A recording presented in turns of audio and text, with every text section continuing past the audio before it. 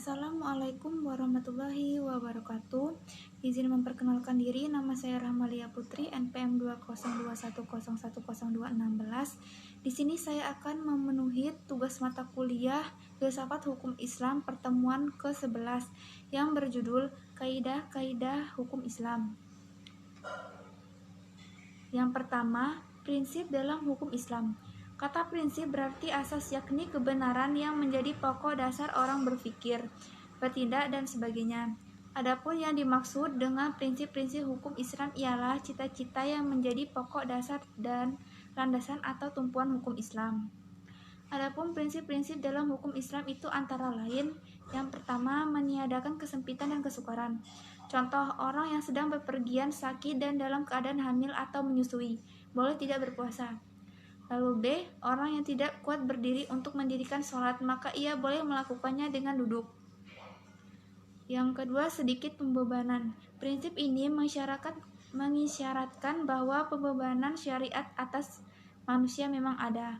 Akan tetapi, syarat yang diturunkan atau dibebankan itu diterima apa adanya tanpa mempersalahkan atau mempertanyakannya, yang dapat menimbulkan kesukaran dan pemberatan atas pundak mukallaf terhadap kewajiban agama yang diembannya.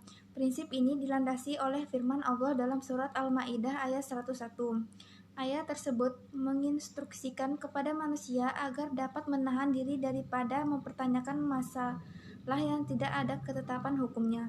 Misalnya pada waktu peraturan perundang-undangan belum diketahui, dan agar permasalahannya untuk sementara dibiarkan dan kemudian permasalahan itu dipecahkan melalui kaidah-kaidah umum demi memberikan kelonggaran pada manusia. Yang ketiga, bertahap dalam menetapkan hukum. Al-Quran diturunkan secara berangsur-angsur, bukan sekaligus, sebab mengingat potensi manusia yang sangat terbatas, hingga ketika ada ayat yang telah diturunkan kemudian dipahami, barulah ayat lain diturunkan.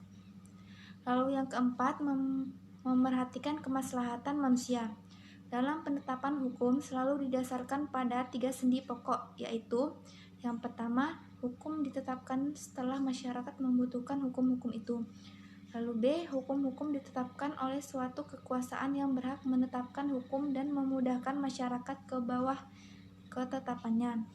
Lalu yang C, hukum-hukum ditetapkan menurut kadar kebutuhan masyarakat.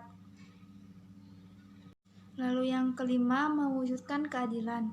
Manusia menurut pandangan Islam adalah sama, baik di hadapan Allah maupun di hadapan hukum, tanpa ada melihat kepada tinggi rendahnya suatu jabatan seseorang, tua maupun muda, melainkan seoptimal dan semaksimal apa yang telah ia perbuat dengan hukum Allah, itu sampai mendapat predikat takwa.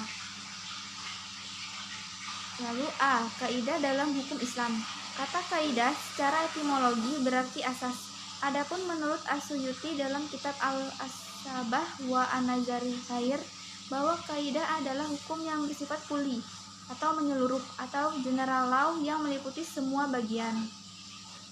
Macam-macam kaidah hukum Islam yaitu: yang pertama, kaidah asasiyah. Yang pertama, segala sesuatu perbuatan tergantung pada tujuannya. Lalu yang kedua, adapun kebiasaan itu dapat ditetapkan sebagai hukum. Lalu kemudaratan itu harus dihilangkan.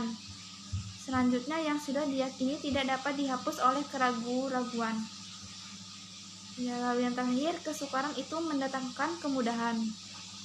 Yang kedua, khairu asasiyah.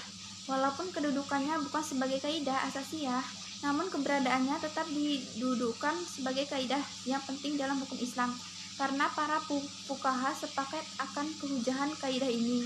Adapun kaidah-kaidah khairu asasiyah ini ada sebanyak 40 kaidah yang dapat kita ketahui dalam kitab Al-Ashabah wa An-Nazair, karangan Imam Jalaluddin Abdurrahman bin Abi Bakar Al-Suyuti. Kemudian ditambah lagi dengan 68 kaidah yang terdapat dalam kitab Al-Majalatul Ahkamil Adiyah yang telah disempurnakan oleh Mustafa Ahmad Az-Zarqi. A. Tujuan hukum Islam. Kajian tentang maksud atau tujuan ditetapkannya hukum dalam Islam merupakan kajian yang sangat menarik dalam bidang usul fikih.